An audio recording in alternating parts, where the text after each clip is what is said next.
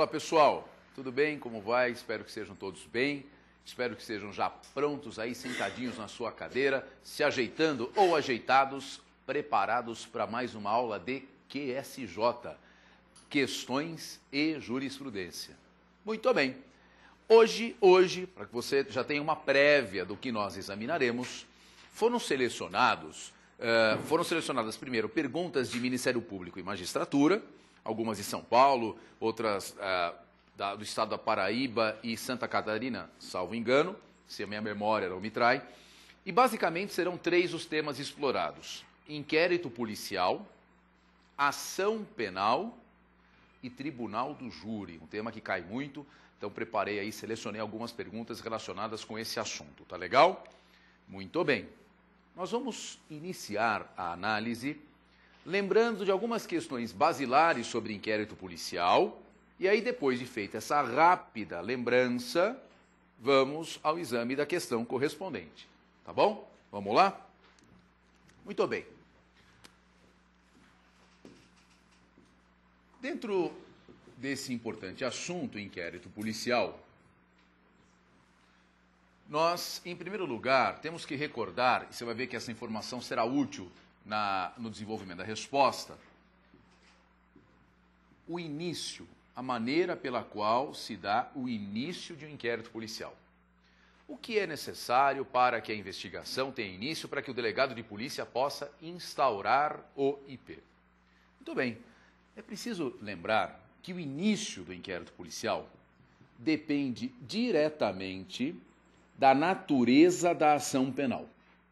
Se se trata de um crime de ação pública incondicionada, ação penal pública condicionada, ou, por fim, se o caso se refere a um delito de ação penal privada. Muito bem. Veja, o Código de Processo Penal, como vocês devem se lembrar, somente autoriza que o inquérito seja instaurado ex officio quando se trata de um delito de ação penal pública incondicionada, que, na verdade, nós sabemos bem, corresponde à grande maioria das infrações penais. Então, nesse caso, e somente nele, cabe a instauração de um inquérito policial ex officio. Vamos lembrar, nesse caso, para que a autoridade tenha não a faculdade, mas o dever de instaurar o inquérito e fazê-lo ex officio, independente da autorização de quem quer que seja, para que a autoridade tenha esse dever, é suficiente que chegue ao seu conhecimento a notícia crimes. Legal. Nos outros dois casos, crimes de ação pública condicionada ou delitos de ação privada, é possível também que o inquérito seja instaurado de ofício? Não. Nesses dois casos, não cabe instauração de ofício. Não cabe. A lei é bem clara nesse sentido. Por quê? Porque o legislador, nas duas hipóteses, condicionou a instauração à autorização de um terceiro. Que terceiro é esse? É o ofendido, é a vítima. Mas tome um cuidado. Eu creio que essa informação, se não me falha a memória, não será, nesse detalhamento que eu vou comentar agora, eu acho que não será relevante para poder responder a pergunta. Não me lembro, confesso que eu não me lembro. Mas, de qualquer maneira, é algo muito importante e a gente precisa recuperar essa informação.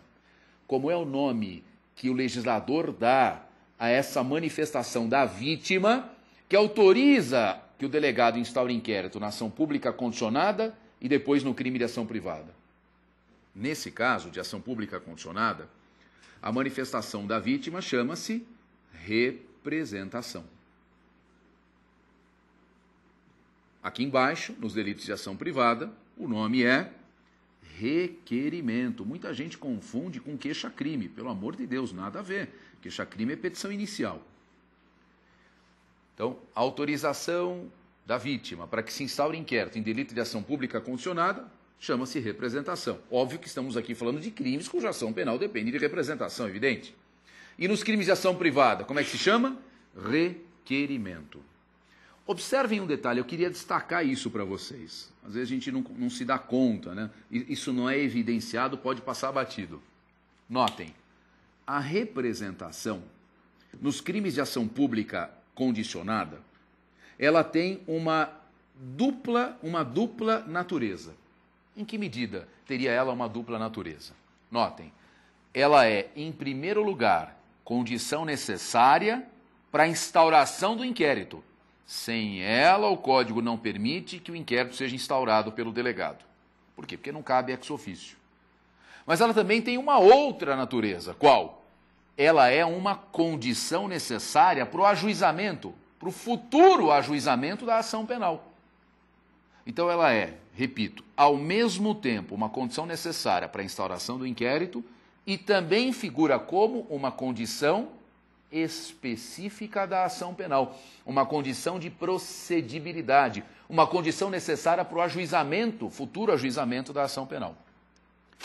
No caso da ação privada, não há esse duplo caráter, não é? Esse requerimento da vítima é apenas, então, somente a manifestação necessária para que o inquérito seja iniciado.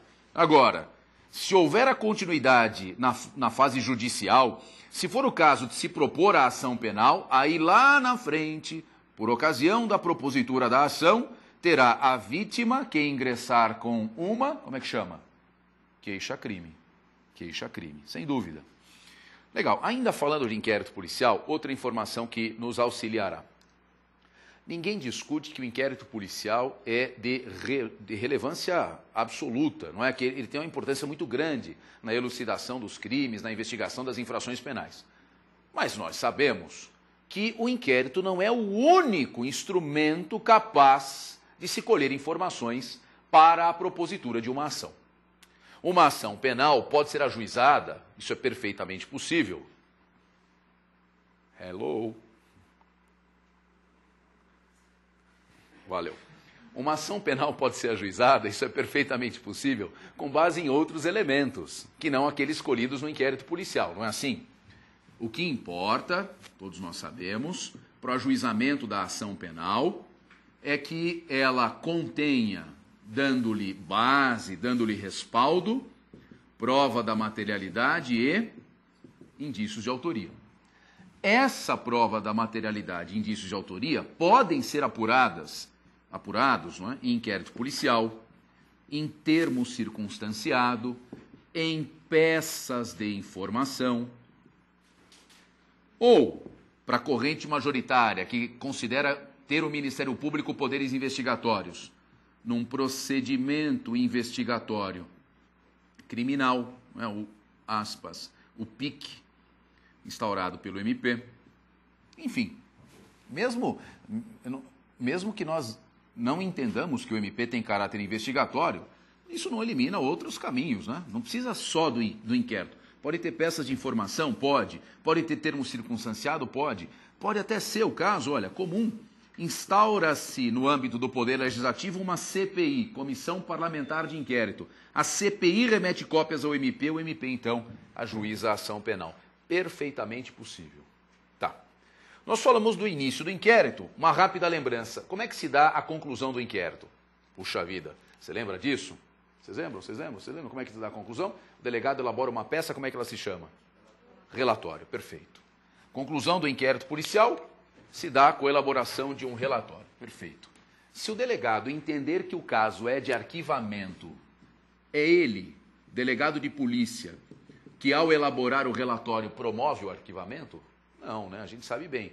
Como é que funciona o arquivamento no nosso ordenamento jurídico? Quem ordena o arquivamento de investigações criminais? Sejam inquéritos, sejam quaisquer outras investigações criminais, até mesmo o PIC do MP. Quem determina o arquivamento? O juiz de direito. Perfeito. Arquivamento, então relatório é a peça final. O delegado no relatório não vai emitir nenhuma conclusão. Eventual conclusão no sentido de arquivamento, etc., etc., dependerá do Ministério Público e, ao final, se for o caso de arquivamento, só por decisão da autoridade judiciária. Bom, eu creio aqui que essas rápidas informações que eu procurei rememorar já sejam mais do que suficientes para a gente responder a primeira pergunta. Vamos lá, então?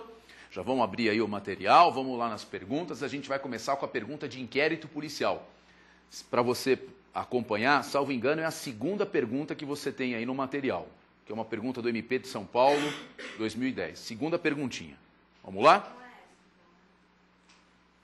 Segunda pergunta. Muito bem. Já vai aparecer aqui na telinha para a gente poder acompanhar. Ótimo, é a própria. Então tá. Então aí, número 2, MP de São Paulo, 2010. Assinale a afirmativa incorreta.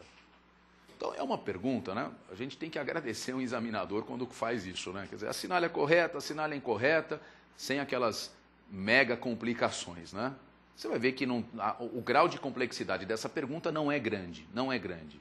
É uma pergunta que o candidato que estuda regularmente, não é, que conhece as informações essenciais, fundamentais, responderia com a maior tranquilidade. Vamos ver? Olha lá, temos que assinalar a incorreta. Vamos ver a letra A, se está certa ou errada? Na letra A consta assim: nos crimes de ação penal privada, a autoridade policial somente pode instaurar o inquérito a requerimento do ofendido. Está certo isso? Perfeito, perfeito. Foi, aliás, aquilo que nós recordamos logo no início. Instauração ex officio, só se o crime for de ação pública incondicionada, delito de ação privada, a vítima tem que permitir a autorização. E isto se dá de que maneira? Através de uma manifestação que o CPP denomina requerimento. Letra A, correta, perfeita. Vamos para a letra B? Olha só, letra B de bola. O inquérito policial é imprescindível para instruir o oferecimento de denúncia. Está certo isso? O que o examinador está dizendo na letra B? Ele está dizendo, em última análise, que toda denúncia deve obrigatoriamente ser instruída com um inquérito policial. Ou seja, que o inquérito é indispensável à propositura da ação penal pública. Correto? Errado. Errado. Claramente errado. Essa está manifestamente equivocada. E eu insisto, né? A gente lembrava disso agora há pouco.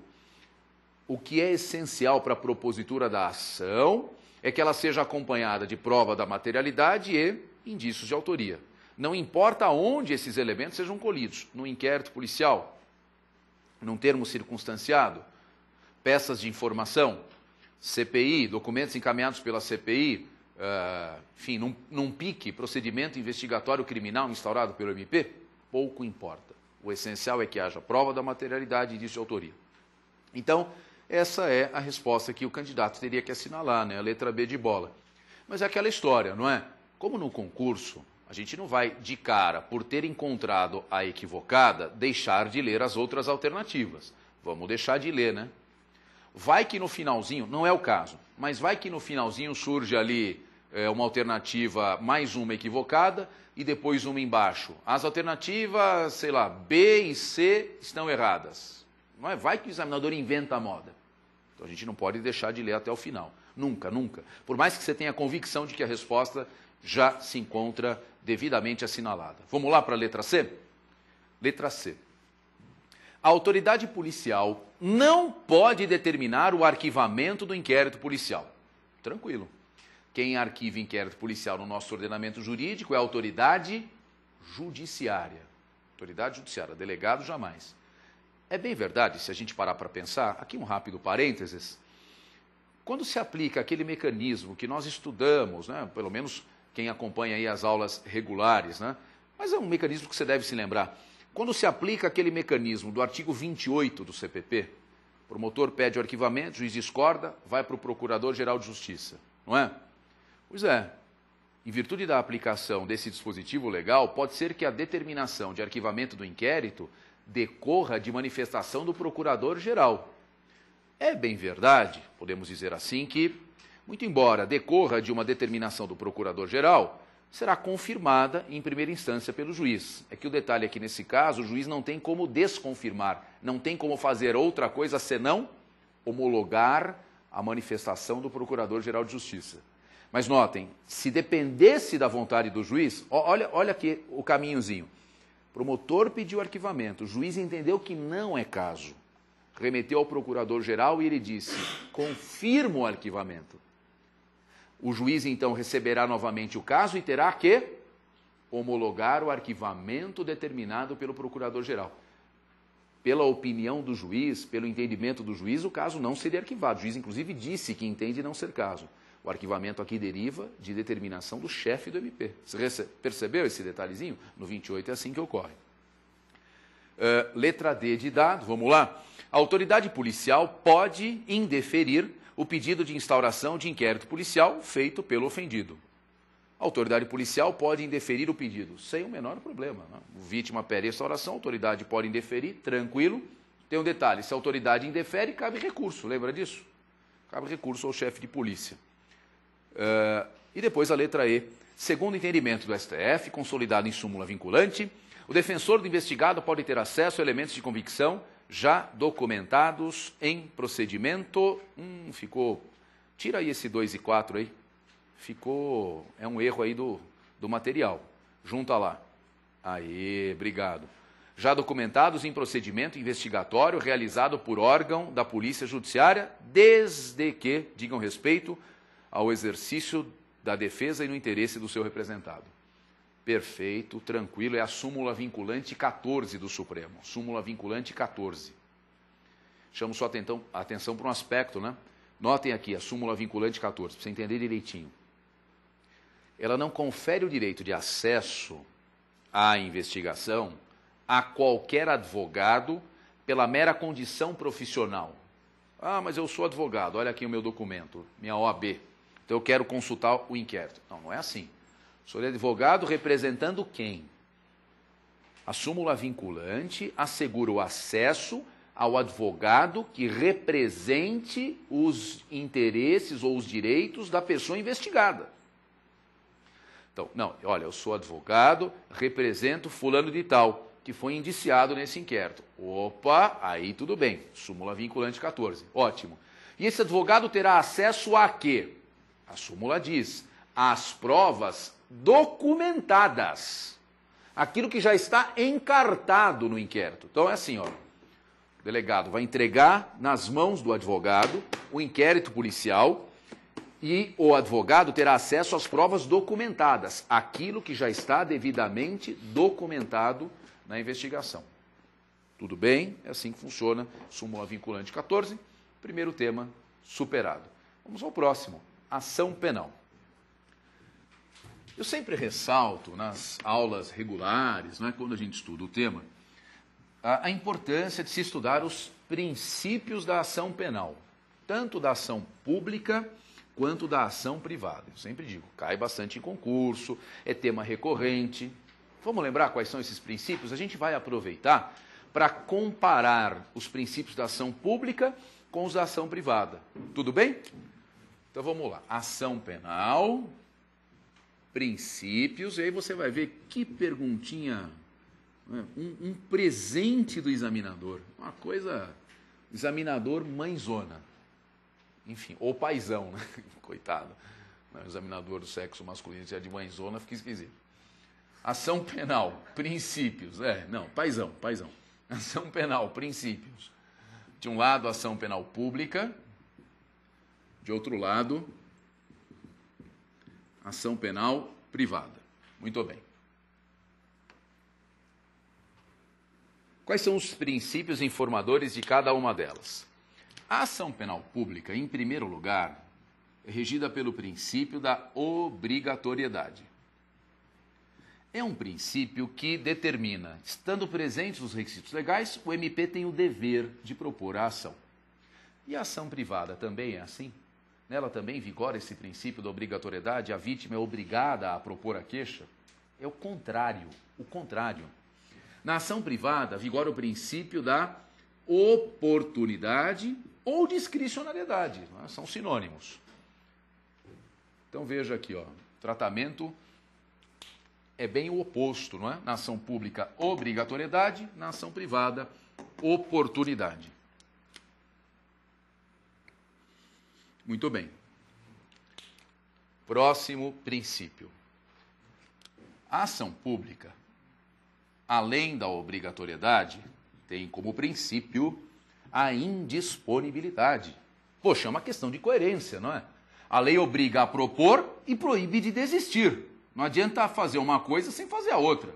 Se obrigar a propor, mas permitir que desista logo em seguida, aí você não está assegurando nada, né? Então, obrigatoriedade, e aqui quase como uma efetivamente consequência lógica. Indisponibilidade. E na ação privada? Também, coerência. É obrigado a propor? Não. Então, por coerência, ainda que proponha, pode desistir. Oportunidade e disponibilidade. Aqui é exatamente o oposto, né? Ó, contrário. Você percebe claramente aqui, contrário. Agora, nas duas, já te adianto que vale para ambas, a ação penal só pode ser ajuizada em face dos supostos sujeitos ativos da infração. Isso se dá porque nós sabemos a Constituição proíbe que a pena passe da pessoa do condenado. Você se lembra qual é o princípio que faz com que a ação só possa ser proposta em face dos sujeitos ativos, jamais contra os seus sucessores? Chama-se princípio da intranscendência. Show de bola. Bem lembrado. Intranscendência. É isso aí. Esse também é válido em matéria de ação penal privada, né? Porque decorre de preceito constitucional, a pena não pode passar da pessoa do condenado. Se chegar aos autos a informação de que ocorreu a morte do réu, comprovada por certidão de óbito original, o que faz? Prossegue contra os herdeiros? Não, né? Extingue a punibilidade. Resolve tudo. Último princípio. Na ação penal privada, a lei é expressa, não dá nenhuma margem a questionamento, ao dizer que a ação privada segue o princípio da indivisibilidade. Artigo 48, se isso não dá margem à dúvida. E a ação pública, hein? É divisível ou indivisível? É regida pelo princípio da divisibilidade ou indivisibilidade? Como vocês responderiam na prova, hein? Divi ou indivi?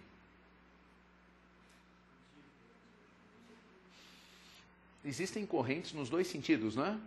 Indivisibilidade ou divisibilidade. Melhor resposta, sugiro, mesma coisa. Indivisibilidade. A gente tem que fazer aqui, por favor, uma conexão com o primeiro, com a obrigatoriedade. O exercício da ação pública não é um dever? É. Então, se houver provas contra todos os suspeitos, o MP não pode deixar ninguém de fora. Tem que incluir todos no polo passivo. Ação pública, portanto, indivisível. Existe um último princípio ligado à ação pública, que é o da oficialidade. Óbvio que não há nada equivalente na ação privada. Oficialidade é o princípio pelo qual a ação pública tem que ser ajuizada por alguém integrante do aparato do Estado. É um instrumento oficial. É o Estado, por meio de seus órgãos, o Estado em sentido lato, por meio de seus órgãos, que se encarrega de exercê-la. Bom, galera, tranquilo, já deu, dá para a gente direto analisar a questão. Terceira questão, MP de São Paulo. Se tem um colega que tem uma pergunta, pode falar. Poderia ser divisibilidade só naqueles casos que tem um grande número de réus que tem que fazer de forma autônoma ou não tem nada a ver? O colega está pensando sobre o princípio da indivisibilidade da ação pública. Fez uma pergunta, só ver se eu entendi a sua pergunta. O MP recebe um caso, vários suspeitos, digamos assim. Tá, eu te pergunto, nesse caso hipotético, vamos chutar um número, 10 suspeitos, só para a gente poder pensar de uma forma mais objetiva. Tem disso em face dos 10? Tem, ok. Então tem que oferecer denúncia em face de todos. Em face de todos. O MP tem que oferecer denúncia em face de todos. Deixa eu ver se você pensou, se era isso que você estava pensando. Professor, mas aí não pode gerar uma tramitação processual muito tumultuada pelo elevado número de réus, pode ter muita testemunha, etc, etc, etc. Ok. Pode, e o juiz tem poder para desmembrar, como se fossem vários filhotinhos, né? Ação penal 1, ação penal 2, ação penal 3, que deriva daquela mesma, né? O processinho 1, 2 e 3. Mas o MP tem que oferecer denúncia em face de todos. Então, mesmo que haja essa perspectiva de um tumulto processual pela grande quantidade de acusados, para o MP pouco importa, tem que oferecer denúncia em face de todos. Veja o exemplo do mensalão, né? que corre no Supremo Tribunal Federal e, quiçá, terá uma solução breve antes da prescrição. Nós vamos torcer, esperança é a última que morre. 40 réus no polo passivo, todos incluídos na mesma denúncia. Isso gera uma acusação complexa, super complexa, mas tem que processar todo mundo. Mas devem ter divisibilidade nesse sentido mesmo, para dividir em vários Não. Entendimento da divisibilidade. Isso que eu falei não tem nada a ver com divisibilidade da ação penal. Divisibilidade ou indivisibilidade da ação penal é uma análise para saber o MP tem que processar todos ou ele pode processar só alguns e deixar de fazer quanto aos outros. Mas você está pensando no processo, alguns vão ser réus numa ação, outra ação, porque desmembrou. Não, isso não interfere com divisibilidade e indivisibilidade, né? A gente não pode confundir. Agora, dando uma olhadinha aqui na pergunta, você vai ver, pergunta super simples, galera, também pergunta de paizão, examinador paizão. MP de São Paulo 2010, são princípios que regem a ação privada. Afe Maria, olha que beleza. Presente, não é? Presentão. Ó, letra A, disponibilidade e indivisibilidade. Ele é tão amigo que já coloca na letra A, né? Que é para nem dar muito trabalho. Botar na cara aí, ó, letra A, disponibilidade e indivisibilidade, tranquilo. Vamos ver o que tem de errado nas outras. Na B de bola, o que está errado é a obrigatoriedade, que é da ação pública, a intranscendência, tudo bem. Na letra C de casa, o que está errado? De novo é a obrigatoriedade. Na letra D de dado, o que está errado é a indisponibilidade. E na letra E de escada, a indisponibilidade. E ele ainda fez as alternativas de uma forma que era tão simples, né? Puxa vida. Ai, se todos os examinadores fossem iguais a você, não? Já pensou? Você vai na tua prova, no teu concurso, uma pergunta assim? Ah, mas se a pessoa for pelaquela tese lá, vai excluindo, então em todo, quando não sabe, né, vai excluindo. Se a pessoa, como é que foi? Porque tem umas Aqui você só... que fazem nas questões, por exemplo, quando não sabe, por eliminação. Então, quando vê várias vezes uma mesma palavra, Já exclui. Ou ela exclui as outras. Então, mas mesmo assim, por exclusão daria, não daria? Nossa, ela sabe, se ela não souber. Ah, se não souber, tem que ser reprovado mesmo, né? Porque essa perguntinha é bem facinha, né? É, se não souber, fica difícil. Eu concordo com você. Mas, enfim. Mas, puxa vida, uma pergunta dessa... Ó, uma pergunta dessa para um candidato que quer prestar concurso para o Ministério Público, eu penso assim, posso estar enganado. Se ele errou, é porque ele se distraiu, porque deu branco na hora, porque ele ficou nervoso, porque não deu tempo. Mas não saber uma pergunta dessa, não se preparou, não é, como deveria. Não é? Porque, galera, sabe por que eu estou falando isso? Porque por prova do MP, a gente presume que o cara estuda muito penal e processo penal, né? E aí errar uma perguntona assim, bem basicona, não pode. Muito bem.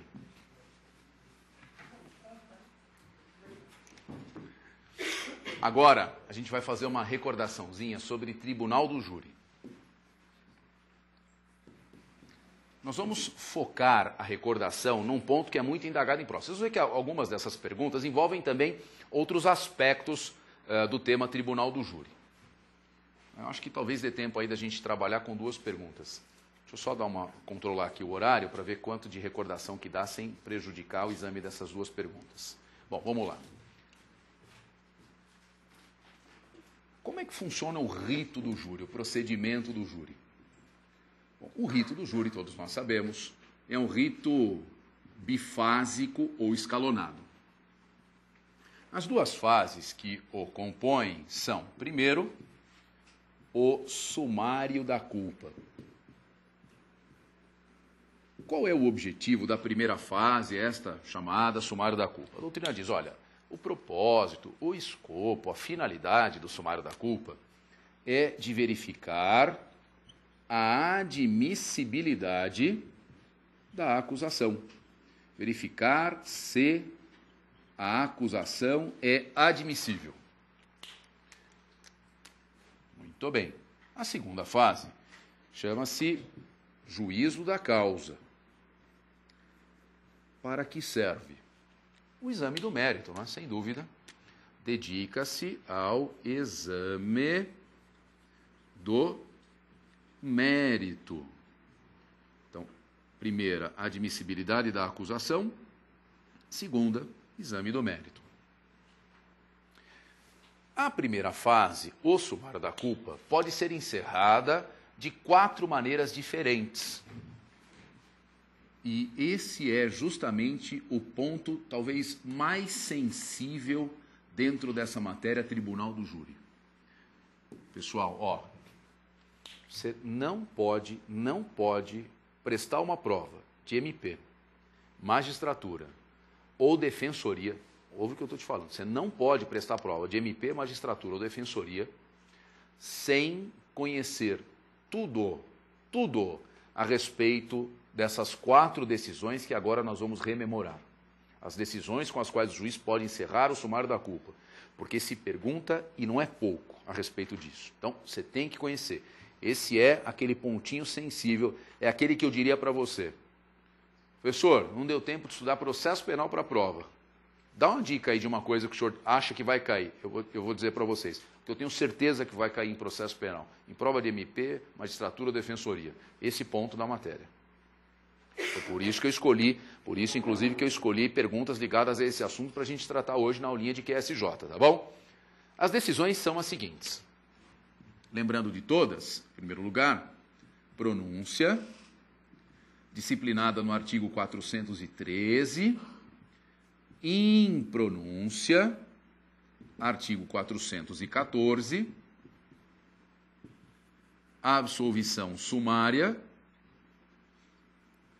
artigo 415, e a desclassificação, artigo 419. Pronúncia, impronúncia, absolvição sumária, desclassificação.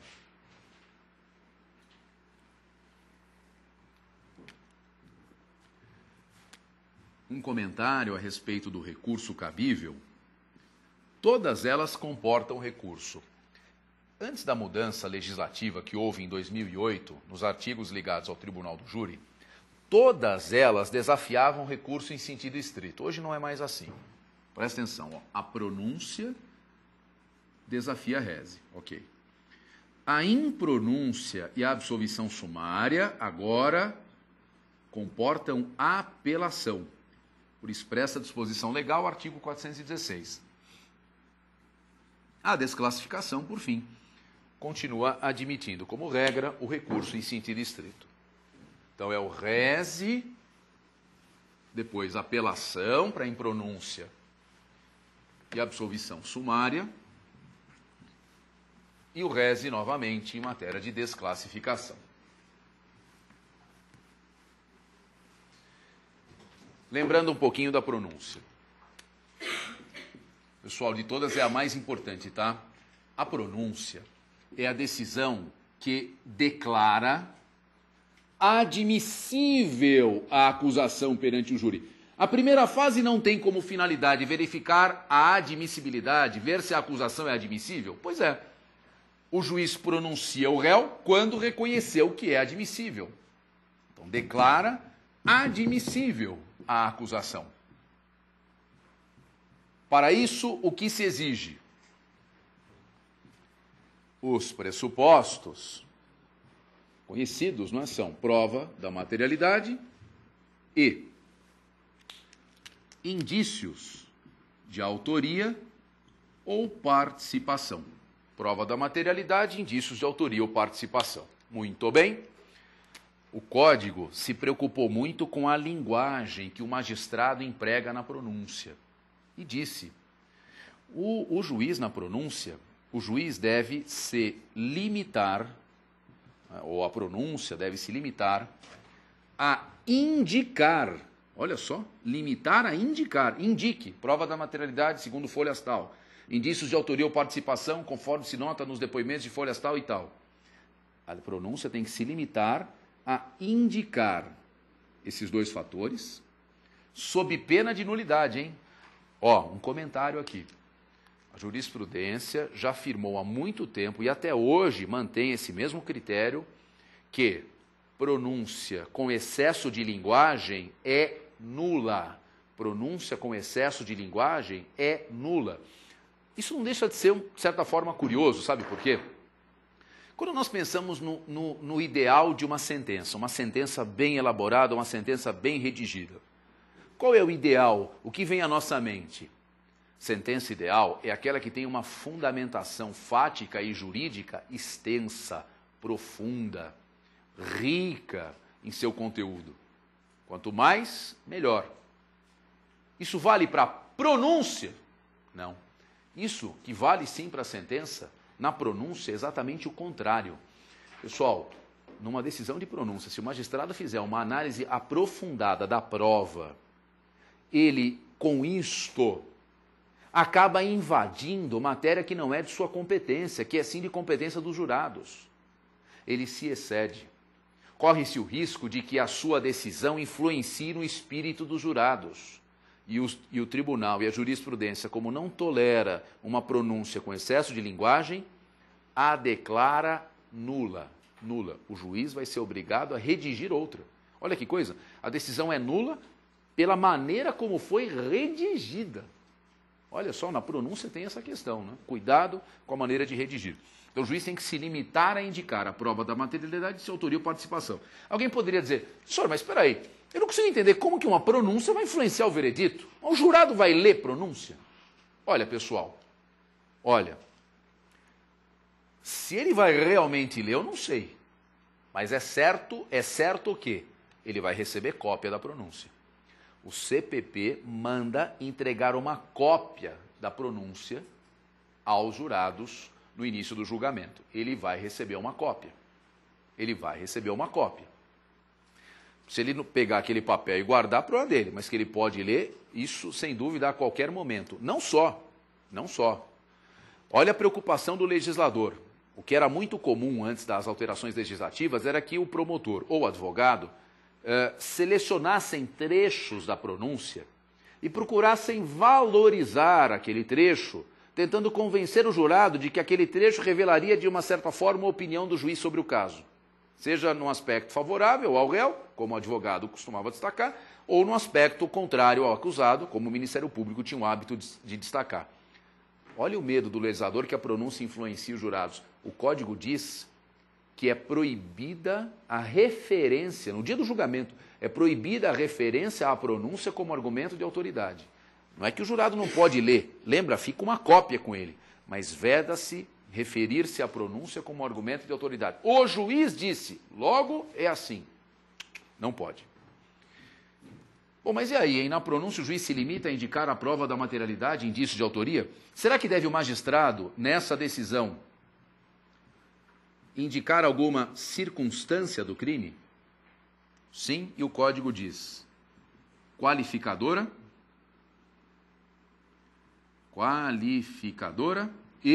e causa de aumento de pena. Outras circunstâncias não. A pronúncia não deve examiná-las. Agora, qualificador e causa de aumento tem que examinar. Legal. A gente fez aí uma recordação, procurei fazê-la um pouco enxuta, mas sem dúvida dos pontos mais importantes sobre pronúncia. Já vai dar para a gente se virar bem aí numa das perguntas. Eu queria só rapidamente comentar duas palavrinhas sobre a impronúncia e mais duas sobre a absolvição sumária. A impronúncia, artigo 414, é a decisão que julga inadmissível a acusação perante o júri. Lembre-se, ela não tem caráter definitivo, ela produz coisa julgada formal, porque é possível que surjam provas novas, enquanto, o limite é a extinção da punibilidade. Enquanto não se der a extinção da punibilidade, é possível surgimento de provas novas, e aí o resultado vai ser o oferecimento de denúncia. Tá? Tranquilo, esse é o ponto fundamental para lembrar. E da absolvição sumária. Quais são as duas palavrinhas aqui, antes que acabe nosso tempo, que eu queria responder, pelo menos duas perguntinhas de júri. Da absolvição sumária, artigo 415, a lembrança é a seguinte, pessoal, aqui nós temos uma decisão, sem dúvida, de mérito. Uma decisão que, por julgar o mérito, produzirá, caso venha a transitar em julgado, coisa julgada material. Mas vejam um detalhe, só é possível prolatá-la em casos de absolvição. Os fundamentos, inclusive, são aqueles indicados no próprio texto da lei, que é o artigo 415, mas ela deve ser reservada a casos de absolvição. Se for hipótese de condenação, jamais, não é? Se for um caso em que o reconhecimento de uma determinada tese puder gerar a condenação do réu, então o juiz, de maneira alguma, pode reconhecer nessa fase. O juiz terá que pronunciar o réu para que o júri aprecie a questão. Mas o juiz jamais pode reconhecer teses que conduzam à condenação do réu. Vamos lá, galera. Vamos fechar então a nossa aulinha de QSJ, dando uma olhadinha. Muito bem, vamos lá. MP de São Paulo, no procedimento do júri. A pergunta cita, e puder acompanhar, procedimento do júri. Presentes indícios da autoria e prova da materialidade, se ao término da instrução do sumário da culpa ficar provado tecnicamente que o acusado é semi-imputável, o juiz deverá 2 pontos. Então, antes da gente analisar as alternativas, se você puder, não olha teu material ainda, só pensa um pouquinho. Terminou a instrução do sumário da culpa, tem prova da materialidade e tem indícios de autoria, ok.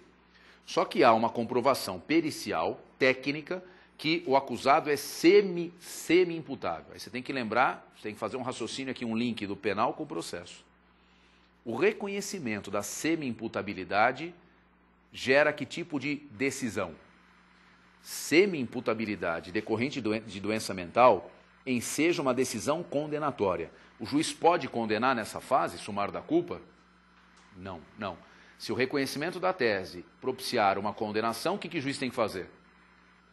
Pronunciar e remeter a questão para a apreciação dos jurados. Tá bom? Tranquilo? Vamos lá para as alternativas? Tá na letra A, né? Olha, não é paizão esse examinador? Letra A, pronunciá-lo é a resposta certa. Letra B, absolvição sumária. Realmente não tem nada a ver, porque seria caso de condenação e não absolvição. Em pronúncia também não, porque o examinador deixou claro que existe prova da materialidade e indícios de autoria. E depois letras D e E, que envolvem remessa do caso a outro órgão judicial, não tem nada a ver, porque o caso tem que ser remetido a júri, tem que ir a júri, e não para o juízo comum, para outro órgão judicial. Beleza, vamos para a última então? Tentando estourar um pouquinho o tempo, mas a gente vai, acho que tem na sequência aí tem mais uma pergunta que dá para a gente responder. Ainda que seja um pouquinho mais trabalhosa, mas eu já vou direto ao ponto. MP de Santa Catarina, prova do ano passado. Então temos ali as alternativas, vamos ver as assertivas. Número 1. O examinador aqui ele foi malandrão, ele vai bem, mas tem que ver tudo. Ó. 1. Nos crimes de competência do júri, o juiz fundamentadamente pronunciará ao acusado se convencido da materialidade do fato e da existência de indícios de autoria ou de participação. Até aqui, perfeito, certinho. Prova da materialidade e de autoria, o juiz pronuncia fundamentadamente. Tranquilo. A fundamentação da pronúncia limitar-se-á à indicação da materialidade e da existência de indícios suficientes, etc., etc., devendo o juiz declarar o dispositivo legal em que julgar em curso o acusado. Perfeito. Não é o que a gente falou da linguagem, o juiz se limita a indicar. Olha o finalzinho. Em que indicar o dispositivo em que julgar o acusado em curso e especificar as circunstâncias. Quais circunstâncias que o juiz deve colocar na pronúncia? A gente falou também na lembrança, quais? Qualificador e causa de aumento. O que o examinador colocou aí? Agravante, atenuante, causa de diminuição. Tá certo? No finalzinho, errou. Essa é falsa. Número 1, falsa. Vamos para número 2. Em se tratando de crimes dolosos contra a vida, não se convencendo da materialidade ou de indícios de autoria, o juiz fundamentadamente impronunciará o acusado. Nesse caso, enquanto não ocorrer a extinção da punibilidade, poderá ser formulada nova denúncia ou queixa se houver prova nova. Então, se não tem prova da materialidade e indício de autoria, o juiz impronuncia. Impronunciou, coisa julgada formal, pode surgir prova nova. Número 2, verdadeira, correta, perfeita. Certinho. Professor, mas apareceu queixa. Queixa, sim, queixa subsidiária. Ação privada subsidiária da pública. Número 2, perfeita. Vamos para 3? A decisão de impronúncia desafia recurso em sentido estrito. Está certo isso? Não, está errado, é apelação. Então, 1 e 3 falsas, 2 por enquanto a única verdadeira. 4. No júri não poderá servir o jurado que tiver funcionado em julgamento anterior do mesmo processo, independentemente da causa determinante do julgamento posterior. É texto de lei, certinho. Então, por enquanto, 1 e 3 falsas, 2 e 4 verdadeiras. Para finalizar, número 5. De acordo com as mudanças promovidas a partir da Lei 11.689, os impedimentos, suspeição e incompatibilidade não podem mais ser considerados para a constituição do número legal exigível para a realização da sessão de julgamento. Só para te explicar, o que está perguntando aí? Bom, primeiro, você lembra qual é o número necessário para que o julgamento seja realizado? Lembra não? Quantos jurados devem, no mínimo, comparecer para que o julgamento possa ser realizado? 15 é o número mínimo. Legal. Aí o que o examinador está perguntando, ele está dizendo assim, ó, com as mudanças que houve na legislação. Muito bem. Agora, se tiver ali um jurado suspeito, impedido ou que tem alguma incompatibilidade, ele não mais será incluído nesses 15. Está certo isso? Está errado. Porque ele era e continua sendo incluído. Um jurado suspeito, atenção, um jurado suspeito, impedido, etc., ele não pode atuar no conselho de sentença. Ele não pode figurar entre os 7. Mas ele vai sim ser computado nos 15, naquele quórum necessário para instalar a sessão. Resposta, quais são as verdadeiras? 2 e 4. 2 e 4. É a letra D de dado. Bom, galera, desculpe a correria, desculpe o avanço do tempo, mas foi para a gente poder chegar até esse pontinho. Valeu, grande abraço, até, tchau.